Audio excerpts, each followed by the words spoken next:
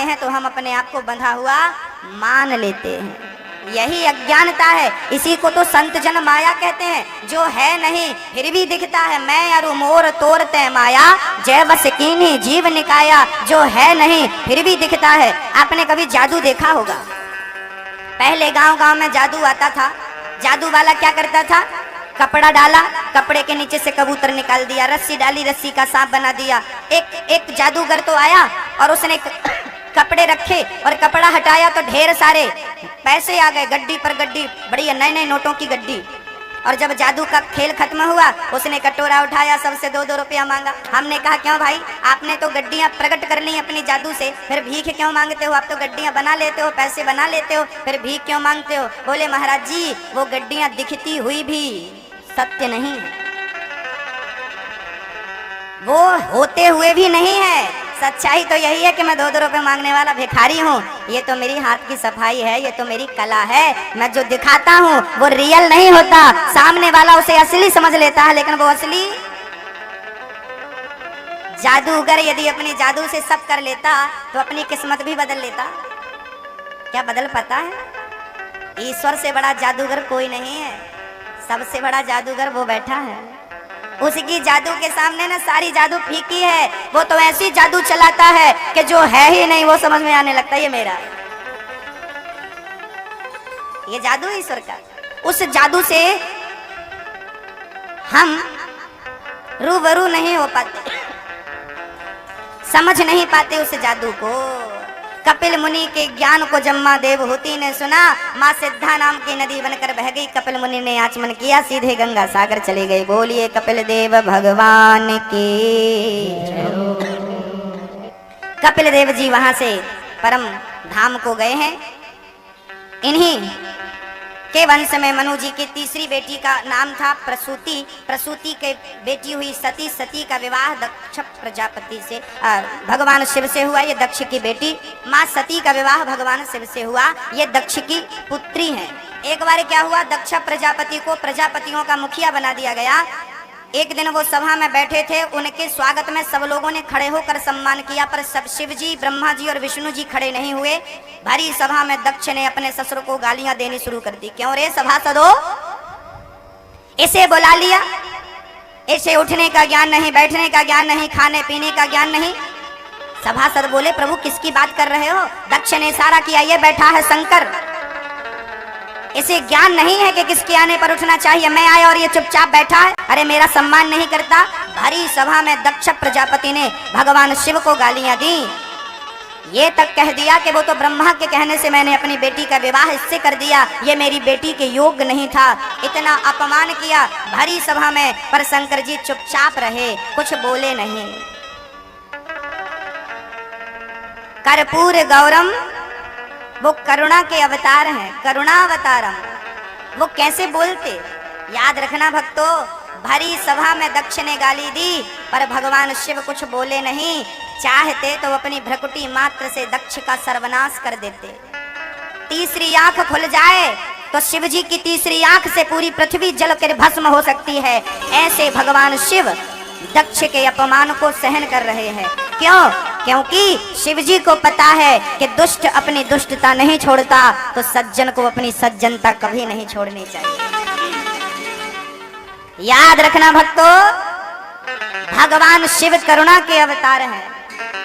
अच्छा एक बात बताओ, आपको यदि कुत्ता काट लेता है तो क्या आप भी कुत्ते को काटोगे? तुमने हमें काटा है तो हम भी काटेंगे साहब जी, तब हिसाब बराबर होगा। तो क्या कुत्ता आपको काटता है तो आप कुत्ते को काटते हो? नहीं, इंजेक्शन लगा के अपना इलाज करा लेते हो, कुत्ते को नहीं काटते हो। हाँ, तो जब आपको कोई गाली देता है तो आप बदले में गाली क्यों दे देते हो? गाली देने वाला कुत्ते के तुल्य होता है। याद रखना मेरी माँ, भैया जी और मैया जी ध्यान से सुनना और जवाब देना। बताइए, गाली देने वाला महान होता है कि गाली सुनने वाला महान होता है? बोलिए मैया, बोलो, जोर से बोलो। भैया जी आप बोलो, गाली सुनने वाला महान कि देने वाला महान? सुनने वाला। आप सब कह रहे हो गाली सुनने वाला महान है, तो फिर आप लोग महान क्यों नहीं बनते? गाली सुनकर फिर आप गाली के बदले गाली क्यों देते हैं? जब आपको पता है कि गाली देना महानता नहीं है, फिर भी आप गाली दे रहे हैं। बताइए, आपको पता है, मुझे तो लगा शायद आपको पता ना हो, लेकिन आपको तो सारी जानकारियां हैं। गाली सुनने वाला महान होता है, गाली देने वाला महान नहीं होता।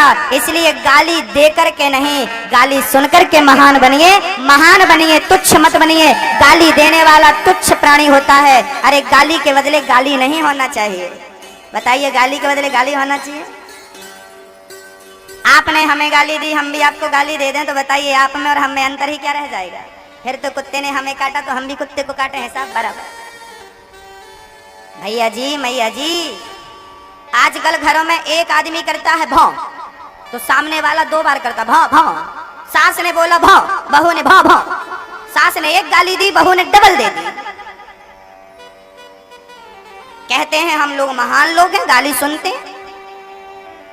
अरे सुनो भाई, दो मत। भगवान श्री कृष्ण ने शिशुपाल की कितनी गालियां सुनी, जरा बताओ कितनी भैया जी? हाँ, आप बच्चों को भी पता होना चाहिए, भगवान श्री कृष्ण ने शिशुपाल की 100 गालियां सुनी थी, 100, और 100 गालियों के पश्चात चेतावनी दे दी, अब यदि निकली तो खैर नहीं। और जब 101वीं गाली शिशुपाल ने दी तो भगवान ने अपने सुदर्शन से सर खंडित कर दिया। अब यहाँ एक प्रश्न खड़ा हो गया कि जो भगवान 100 गालियां सुनकर के सर काटता है, वो भगवान क्या फर्स्ट गाली में सर नहीं काट सकते थे? पहली गाली में भी तो शिशुपाल का सर काट सकते थे। 100 गालियां सुनी क्यों? भगवान कहते हैं कि मैं भगवान होकर 100 गालियां सुन सकता हूं, तो तुम इंसान होकर 10-20 गाली तो सुन ही लो। 100 गालियां नहीं तो 10-20 गाली पचाने की क्षमता तो रखो। स्वस्थ व्यक्ति वही है जो 2-4 रोटी पचा सके। महान व्यक्ति वही है जो 10-20 गालियों को पचा सके। रोटी तो सब पचा लेते हैं, लेकिन रोटी के साथ गालियों को पचा लेना बड़ी बात होती है। रोटी तो सब पचा लेते हैं, पर गालियां पचा लो तब हम समझें कि आप महान हो। गालियां पचाइए, सुन लीजिए गालियां। क्या बिगड़ रहा है सुनने में? एक आदमी बोला, महाराज जी वो हमें गाली दे रहा है। हमने कहा उसके पास गाली है तो गाली ही देगा ना। भाई तू चिंता क्यों करता है? जिसके पास जो होगा वही देगा। उसके पास गालियां भरी हैं तो गाली देगा। आप प्याज खाते हो तो डकार किसकी आती है? बोलो, प्याज की। आप मूली, अभी मूली का सीजन चल रहा था, अभी भी चल रहा है शायद, आप सलाद में मूली खाओ तो डकार किसकी आती है? बोलो भैया जी, कभी डकारे की नहीं? हाँ, जब मूली खाओ तो डकार मूली की आती है, प्याज खाओ तो डकार प्याज की आती है। भाई जो अंदर होता वही तो मुंह से बाहर निकलता डकार के संग। ऐसे दुष्टता अंदर भरी होगी तो मुंह से दुष्टता ही निकलेगी ना, और सज्जनता भरी होगी तो सज्जनता निकलेगी। आपके मुंह से राम राम निकल रहा है, इसका अर्थ है कि राम अंदर है, और आपके मुंह से गाली निकल रही है, इसका अर्थ है कि गाली अंदर है। जो अंदर है वही बाहर निकलेगा। गाली के बदले गाली होना चाहिए क्या मैया? बोलो मेरी माँ, नहीं ना। तो भगवान 100 गाली सुन लेते हैं, तो आज के बाद आप लोग कितनी गाली कम से कम सुन लोगी? हमें बता दो, हमें तसल्ली हो जाएगी थोड़ी। लगभग बता दो, कितना बजट है आपका? कितनी? 10 गाली, 5 गाली, कम से कम 10 गाली तक चुप रहना। भगवान 100 गाली तक चुप रहे, आप कम से कम 10, बहू 10 तक जब बोले 10 गाली दे दे तब तक चुप रहना। भैया जी आप लोग कितनी गाली तक चुप रहोगे? बोल दो आज कितनी क्षमता है? 5। दादाजी बोल रहे हैं 5 गाली सुन सकते हैं। भैया जी आप कितनी? 10। आप दादाजी कितनी गाली सुन सकते हैं? कम से कम 10। आपकी क्षमता बढ़ने लगी। आप बताओ भैया जी मूंछ वाले, कितनी गाली सुन सकते हैं आप? मूंछ काली है कि पोता है कुछ इसमें? बताइए कितनी गाली सुन सकते हैं आप? अरे मत देखो भाई, मजाक कर रहे हैं, बुरा मत मानना। बताइए कितनी गाली सुन सकते हैं आप? 10। 10 बस। अच्छा भैया आप कितनी गाली सुन सकते हो आप? 10, 20। बहुत बढ़िया। जब आप 10 गाली सुन सकते हो, 20 गाली सुन सकते हो, जब आपकी क्षमता खत्म हो जाए गाली सुनने की तो हमारी तरफ ट्रांसफर कर दिया करो। हम तो भैया गाली सुनने के लिए ही बने हैं। हमें तो कोई कितनी भी गाली देता है, हमें तो अब आदत होगी गाली सुनने की, आदत हो गई। अब तो गुस्सा भी नहीं आता, क्रोध भी नहीं आता, ऐसा लगता है कि चलो कोई फूल चढ़ाता है, कोई दक्षिणा चढ़ाता है, अब इसके पास कुछ नहीं, बेचारा गाली चढ़ा रहा है। चढ़ाओ, स्वीकार है, सारी गालियां स्वीकार है, सुन लो। हम तो क्या करते हैं, छोटा नाला जो होता है ना, नाला जब जाके गंगा जी में मिल जाता है ना तो नाले का अस्तित्व खत्म हो जाता है और नाला गंगा बन जाता है। हम तो सारी बुराइयां ले जाकर के भगवान के चरणों में रख देते हैं, सारी बुराइयां अच्छाइयां बन जाती हैं भगवान के चरणों का स्पर्श करके। जैसे लोहा सोना बन जाता है पारस मणि के स्पर्श से, ऐसे बुराइयां भी अच्छाइयां बन जाती हैं भगवान के चरणों का स्पर्श करते।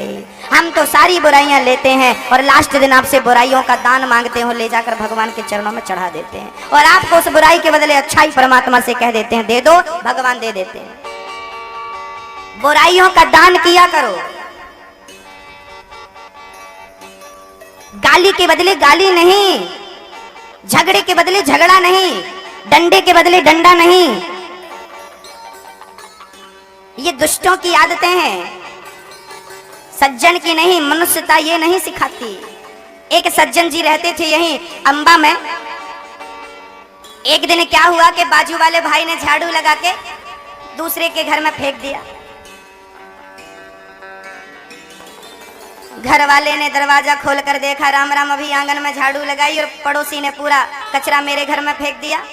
इन्होंने पूरा कचरा उठाया, डस्टबिन में डाला, कचरे घर में डाला और अपने घर से बढ़िया सब ताजे ताजे फल, केला, आम, अनार, अंगूर, पपीता, ये सारे टोकनी में भर के पड़ोसी के घर चले गए। भाई साहब दरवाजा खोलो, उसे लगा कि ये झगड़ा करने आ गया क्योंकि मैंने कचरा फेंका था।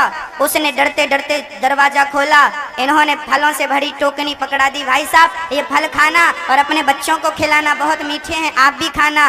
वो शर्मिंदा हो गया, शर्मा गया और बोला कि भैया जी हमने आपके घर में कचरा फेंका और आप हमारे घर में फल लेकर आए, क्यों? तब उसने बड़ा प्यारा जवाब दिया, आपके पास कचरा था, आपने हमें कचरा दिया, हमारे पास फल थे, हमने आपको फल दिया। जिसके पास जो होगा वही देगा ना, है ना? जिसके पास जो होगा वही देगा। आप अच्छे बनिए, दुष्टता त्याग दीजिए। भगवान दुष्ट को नहीं मिलते, सज्जन को मिलते हैं। मधुर बनिए भक्तों। शंकर जी का अपमान किया, शंकर जी को श्राप दे दिया। अंत में वो दक्ष के यज्ञ में सती माता जी गई हैं, बाद में उसने कलखल में यज्ञ किया दक्ष ने। माँ सती जल के भस्म भई। सती के जाते ही भगवान शिव का क्रोध बढ़ गया और माँ सती के वियोग में शिव जी एक वीरभद्र को प्रकट करते हैं। वीरभद्र ने जाकर उसके यज्ञ का विध्वंस किया, खंडित किया और आ गए। वही दक्ष के देवताओं ने, ब्राह्मणों ने प्रार्थना करी और दक्ष के सर पर बकरे का सर लगाकर उसे जीवित करके यज्ञ पूरा कराया। वही सती पार्वती के रूप में जन्मी है और शिव पार्वती। क्षमा करना, मैं बड़े बुजुर्गों का उपहास नहीं कर रहा हूँ, सत्यता से रूबरू करा रहा हूँ। इसका एक कारण है, इसलिए मुझे बोलना पड़ता है ये बात। स्त्रियों का सर ऐसे ऐसे क्यों हिलता है, पुरुषों का ऐसे? दोनों का सेम हिलना चाहिए ना, स्त्री का जैसे या पुरुषों का जैसे, वैसे दोनों का ना। भगवान स्त्रियों से पूछते हैं, क्यों मैया अब दोबारा जाओगी दुनिया में हमें छोड़कर? मैया बोली, प्रभु मैं नहीं जाऊंगी, बड़ा परेशान हूँ, बड़ी कष्ट उठाया, बड़ी तकलीफ हुई, बहुत अत्याचार किया पुरुषों ने, अब मुझे मत भेजना। स्त्रियों का तो फिर भी मन भर जाता है, पुरुषों का नहीं भरता। पुरुषों से भगवान पूछते हैं, क्यों साहब जी आप आओगे दोबारा संसार में? हाँ,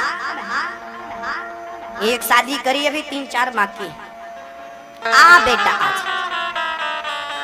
इसलिए माताओं को ऐसे सिर हिला के माता मना करती है, दोबारा दुनिया में मत भेजना, और पुरुष तैयार रहता, फिर आऊंगा मैं। कारण है ना,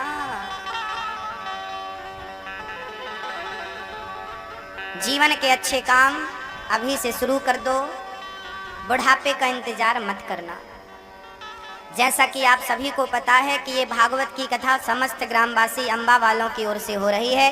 पिछली बार हमारे भैया श्री राम पूजन जी ने आप समस्त ग्रामवासियों को जगाने का प्रयास किया था और सच कहें तो आप सब लोग जाग गए। बड़ी खुशी हो रही है हमें कि हमारे भैया जी ने जो प्रयास किया था वो सफल हो गया। राम पूजन जी इंदौर में काम धाम, इनका इंदौर में पूरा कारोबार है, लेकिन अम्बा में कथा क्यों करवाए पिछली बार? क्योंकि हमारे भैया जी राम पूजन जी का कहना था कि जिस मिट्टी में हम जन्म लिए हैं, जहां हम खेले हैं, उस मिट्टी का ऋण तो है ना, और वो ऋण कैसे उतरेगा? बोले अपने क्षेत्रवासियों को भगवान की कथा का दान कर दो। तो पिछली बार हमारे भैया राम पूजन जी ने, श्रीमती पुष्पा जी ने कथा का दान किया था। और लो, आप गांव वाले, क्षेत्र वाले इस कथा को सुने। आप लोगों ने बड़ा सुंदर प्रयास किया और इस प्रयास करने वाले में हमारी माताएं और हमारे भैया लोग बहुत मेहनत किए हैं। एक बार हमारे उन कार्यकर्ताओं के लिए जोरदार तालियां, जिनकी कड़ी मेहनत इस आयोजन के पीछे है। समस्त ग्रामवासियों की ओर से ये आयोजन है, सबका धन्यवाद। भगवान आप सबका मंगल करे, सबका जीवन खुशियों से परिपूर्ण हो, आप सबका जीवन मंगलमय हो, यही शुभकामनाएं हैं हमारी। और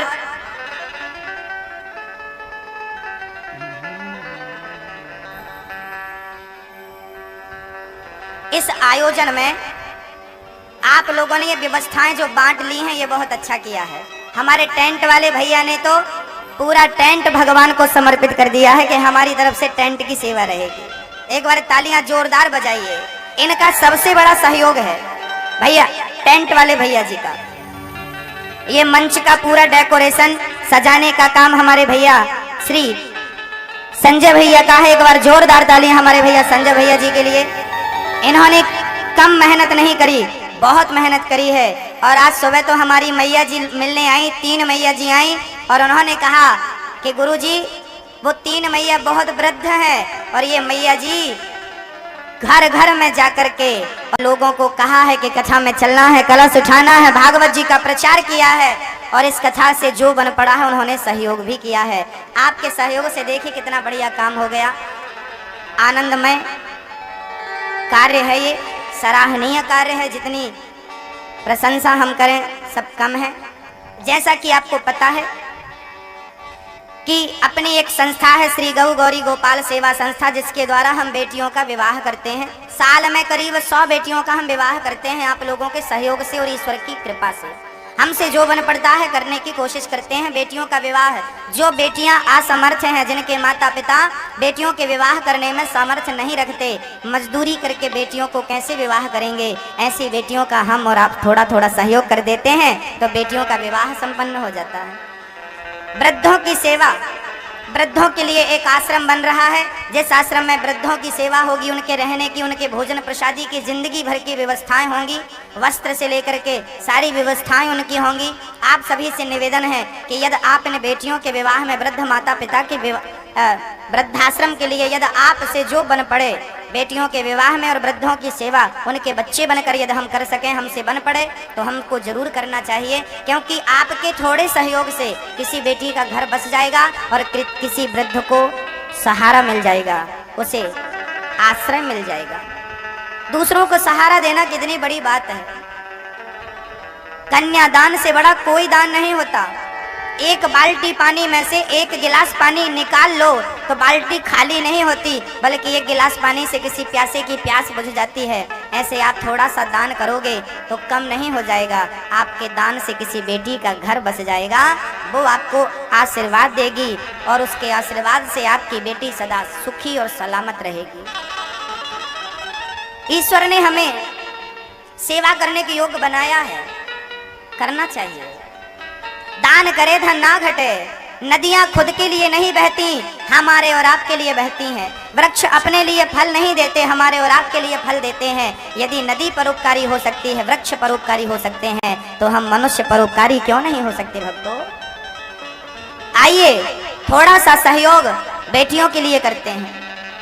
यहाँ पर स्टॉल लगा हुआ है, आप में से जिनको अपना दान देना है, नाम लिखाना है, नाम तब इस गोद में बैठ पाएगा, अन्यथा नहीं। भक्तों, ध्रुव जी का अपमान कर दिया सुरुचि ने, निकल पड़े घर से। माँ माँ कहते घर गए। माँ क्या हुआ पुत्र?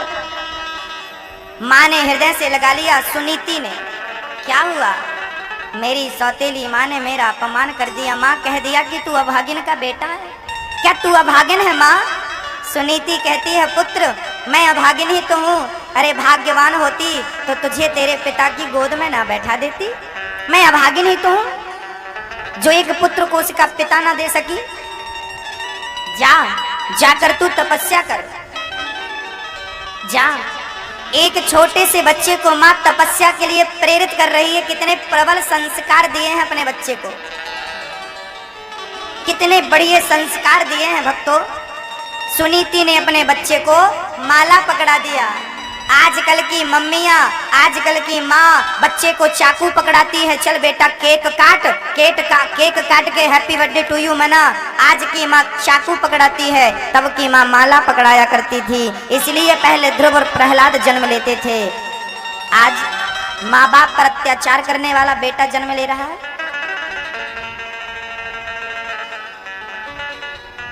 ध्रुव जी महाराज को माँ ने कह दिया जाओ भजन करो। भजन करने के संस्कार दे दिए। भक्तों ध्यान दीजिएगा, ध्रुव जी महाराज जैसे ही भगवत भजन करने चले, माँ से प्रश्न करने लगे माँ ये भगवान कहाँ है और है तुम मुझे नजर क्यों नहीं आता माँ? आज मैं गंभीर प्रश्नों के उत्तर दूंगा आपको। भगवान कहाँ है? पहला प्रश्न ये उठता है कि भगवान कहाँ है? आपको पता है मैया भगवान कहाँ रहता है? कहाँ है? यदि भगवान है तो दिखाई क्यों नहीं पड़ता? आइए समाधान की ओर चलते हैं। एक बार स्वामी विवेकानंद जी विदेश में थे। किसी व्यक्ति ने, विदेशी व्यक्ति ने प्रश्न कर दिया कि तुम्हारे भगवान कहाँ है? आपके भगवान कहाँ है और हैं तो नजर क्यों नहीं आते? स्वामी विवेकानंद जी ने कहा कि मैं आपके प्रश्न का जवाब दूंगा, पहले मुझे बढ़िया सा दूध पिलाओ। वो व्यक्ति घर से बढ़िया सा गाय का दूध लेकर आया, कटोरे में भरकर स्वामी जी को दिया। स्वामी विवेकानंद जी ने उस दूध के कटोरे में हाथ डालकर उंगलियां घुमाने लगे। बहुत देर तक उंगलियां घुमाई। सामने वाला पूछा स्वामी जी क्या कर रहे हो? स्वामी विवेकानंद जी बोले मैं इस दूध में घी ढूंढ रहा हूँ, घी कहाँ है? सामने वाला बोला दिमाग तो ठीक है ना आपका, क्यों? सामने वाला बोला स्वामी जी दूध में ऐसे थोड़ी घी मिलता है। स्वामी जी बोले कैसे मिलता है? बोले दूध का दही बनाओ, दही का मंथन करो, मक्खन निकलेगा, मक्खन को पकाओ, घी निकलेगा। स्वामी जी ने कहा आपके दोनों प्रश्नों का उत्तर आपने दे दिया, मैं कुछ समझा नहीं, समझाइए। स्वामी विवेकानंद जी ने कहा आपने कहा कि जैसे दूध के कण कण में घी रहता है, देखो दूध के कण कण में घी रहता है, जैसे दूध के कण कण में घी रहता है ऐसे ही सृष्टि के कण कण में परमात्मा रहता है। जैसे मेहंदी के कण कण में लालिमा और मिश्री के कण कण में मिठास रहती है, ऐसे परमात्मा सर्वव्यापी है। प्रश्न दूसरा, भगवान है तो दिखता क्यों नहीं? बताइए दूध में घी होता है, क्या दिखाई पड़ता है? मैया जी दूध में घी होता है, क्या दिखाई पड़ता है? मिश्री में मिठास होती है, क्या दिखाई पड़ती है? अब दिखती नहीं मतलब नहीं है? अरे है, दूध में घी है पर दिखता नहीं है। हाँ, मंथन करने से प्रकट होता है, ऐसे परमात्मा है, दिखता नहीं है, भक्ति करने से प्रकट जरूर हो जाता है। यदि भक्ति करके कोई प्रकट करना चाहे तो वो प्रकट भी हो जाता है। प्रहलाद के लिए प्रकट भय, ध्रुव जी के लिए प्रकट भय, अरे मीराबाई के लिए प्रकट भय। किन के लिए नहीं आए? जिसने सच्चे भाव से पुकारा आए। एक मैया कथा सुन के घर गई। पति बड़ा दुष्ट प्रकृति का था। पति बोला कहाँ गई थी? पत्नी बोली जरा कथा चल रही है, अम्बा मैं तो कथा सुनने गई थी। पति बोला क्या सुनी? पत्नी बोली भगवान सब जगह रहते हैं, यही सुनाया गुरुजी ने। पति बोला चल दिखा भगवान कहाँ है, सब जगह रहता है तो मुझे क्यों नहीं नजर आता, बोल कहाँ है तेरा भगवान। पत्नी बेचारी कैसे जवाब देती, चुप हो गई, कुछ बोली नहीं। पति बहुत पूछा कहाँ तेरा भगवान, कहाँ तेरा भगवान, है तो दिखाई क्यों नहीं पड़ता, है तो दिखाई क्यों नहीं पड़ता। पत्नी ने अभी सही समय ना जानकर चुप रहना ही उचित समझा। विद्वान व्यक्ति समय आने पर जवाब देते हैं, समझदार लोग समय पर जवाब देते हैं। बोली नहीं। अचानक 15 दिन बाद उसके पति के सर में दर्द हुआ। पति बोला सुनती हो, जरा डॉक्टर साहब को फोन लगाना। पत्नी ने सुन तो लिया पर कुछ जवाब नहीं दिया। पति ने फिर पूछा फोन लगा दिया। पत्नी बोली मैंने नहीं लगाया। क्यों? पत्नी बोली आप मजाक कर रहे हो, आपके सर में दर्द नहीं है। पति बोला दर्द है, बहुत तेज सर फटा जा रहा है। पत्नी बोली कोई दर्द वर्द नहीं है, मजाक कर रहे हो। अरे पति बोला दर्द है। पत्नी बोली दर्द है तो मुझे क्यों नहीं दिखता। भाई दर्द है तो मुझे दिखना चाहिए ना, मुझे नजर नहीं आ रहा है, इसका मतलब दर्द नहीं है आपके सर पर। पति बोला पागल हो गई है, अरे सर का दर्द भी कभी नजर आता है। पत्नी बोली दर्द है तो दिखना चाहिए। पति बोला दर्द दिखाई नहीं पड़ता। पत्नी बोली स्वामी जी यही तो मैं कहना चाहती हूँ, जैसे दर्द होता तो है पर दिखता नहीं है, ऐसे ईश्वर होता तो है पर दिखता नहीं। अच्छा जिसे दर्द होता है उसे दर्द का एहसास होता है कि नहीं, बोलिए हाँ या ना। जिसे दर्द होगा उसे एहसास भी होगा, जिसे दर्द ही नहीं है उसे क्या एहसास होगा। जिसे भक्ति करने की आदत होगी वही परमात्मा का एहसास कर पाएगा, जो भक्ति ही नहीं करता वो कैसे एहसास करेगा। दर्द होता है पर दिखता नहीं, जिसको होता है वही जानता है, जो भजन करता है वही परमात्मा को जान सकता है, पहचान सकता है। सबके बस की बात नहीं। ध्रुव जी घर से निकल पड़े तपस्या करने के लिए। पिताजी आ गए, बेटा राज्य मैं तुझे देता हूँ, 5 गांव देता हूँ, ले ले। ध्रुव जी बोले परमात्मा का भजन करने का मन बनाया तो जो पिता मुझे स्वीकार नहीं कर रहा था वो पीछे पीछे लग गया। ये भगवत भजन का ही तो प्रभाव है। ध्रुव जी महाराज आगे बढ़ते गए और पिता पीछे पीछे चिल्लाते गए बेटा लौट के आजा, मैं तुझे पूरा राज्य दे दूं, तुझे ये दे दूं, तुझे वो दे दूं, तू ये ले ले। ध्रुव जी बोले अभी गोद में जगह नहीं दे रहे थे और अब दुनिया देने चले। अरे भजन करने का संकल्प, केवल इतना संकल्प किया कि भजन करेंगे, उसका प्रभाव इतना प्रबल है तो भजन करके ईश्वर को पालेंगे तो ना जाने ईश्वर क्या लुटा देगा। चल पड़े। जंगल में नारद जी मिल गए, उन्होंने मंत्र दे दिया ओम नमो भगवते वासुदेवाय। ध्रुव जी ने उस मंत्र का जाप किया। 6 महीने की भक्ति, 6 महीने के भजन ने, ध्रुव जी की भक्ति और भजन ने परमात्मा को सामने खड़े होने पर मजबूर कर दिया। यह है भगवत भक्ति। 6 महीने के भजन ने परमात्मा को सामने खड़ा किया। भगवान प्रकट हो गए। पुत्र क्या चाहिए तुझे? शंख का स्पर्श कराया। ध्रुव जी ने स्तुति करी योऽन्तः प्रविश्य मम वाचमिमां प्रसुप्तां संजीवयत्यखिल शक्तिधरः स्वधाम्ना अन्यस्त हस्त चरण श्रवणत्वगादीन् प्राणान् नमो भगवते पुरुषाय तुभ्यम्। हे प्रभु मैं आपका भजन करता रहूं, बस ऐसी प्रार्थना है।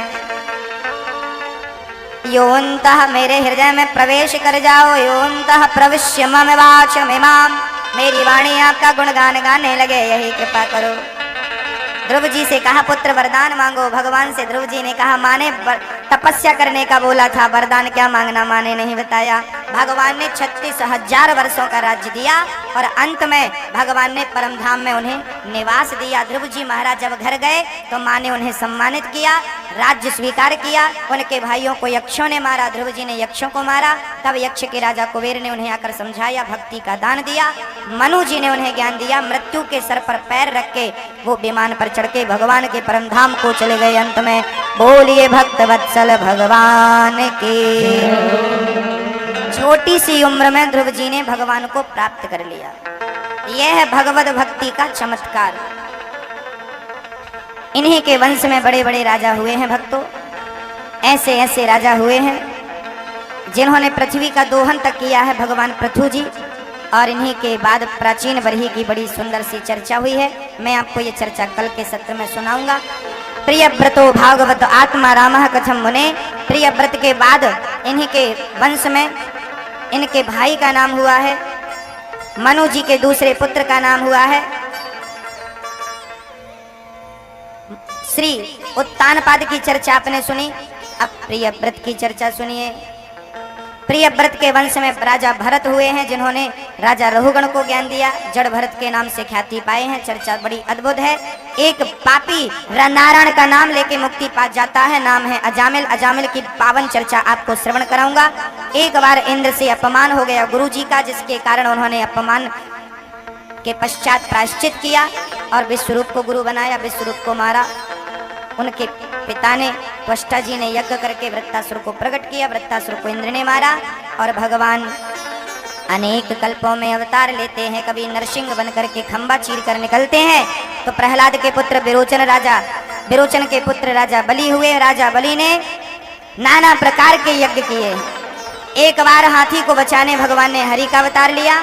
समुद्र मंथन में परमात्मा ने 3 अवतार लिए, जिसके कारण देवासुर संग्राम हुआ, राजा बलि की मृत्यु हुई।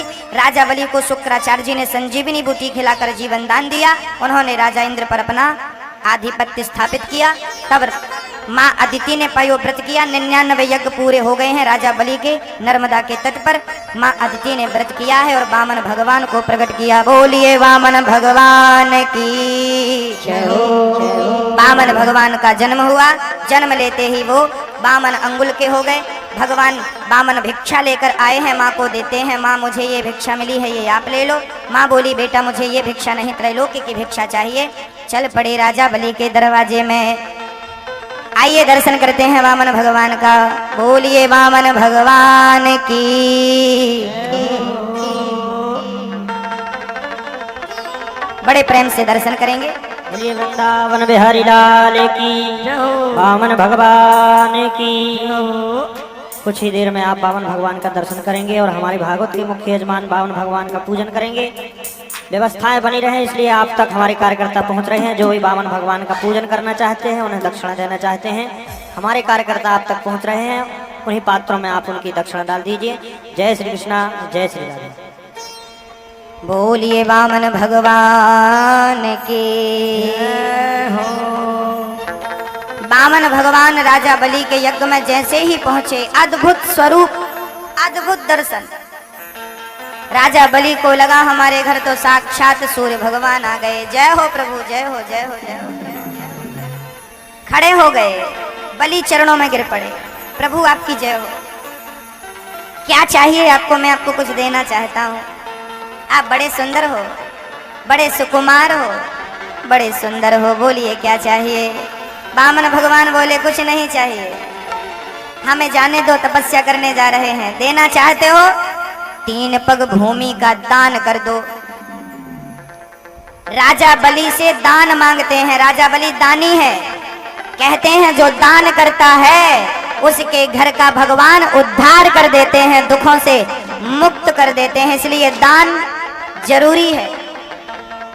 वामन भगवान कहते हैं मुझे 3 पग भूमि चाहिए, ना ज्यादा ना कम, और वो भी मैं अपने चरणों से ही नापूंगा। राजा बलि हंसने लगे। प्रभु इतने छोटे छोटे चरण हैं, कितना नाप पाएंगे आप? कृपया आप और ज्यादा मांगो। नहीं, मुझे इतना चाहिए। 3 पग भूमि का संकल्प किया तो शुक्राचार्य जी आ गए। बोले बेटा ये वामन नहीं 53 है, से दान मत करना। मना किया गुरु जी ने। राजा बलि बोले अब तो वादा कर दिया है, देना पड़ेगा गुरु जी। गुरु आज्ञा नहीं मानी और भगवत कृपा को प्राप्त किया है राजा बलि ने। 3 पग भूमि का ज्यों संकल्प छोड़ा, वामन भगवान ने शरीर को विस्तृत विशाल कर दिया। बोलिए वामन भगवान की। वामन भगवान के चरण पृथ्वी पर तो आकाश पर जाकर के भगवान का मस्तक पहुंचा।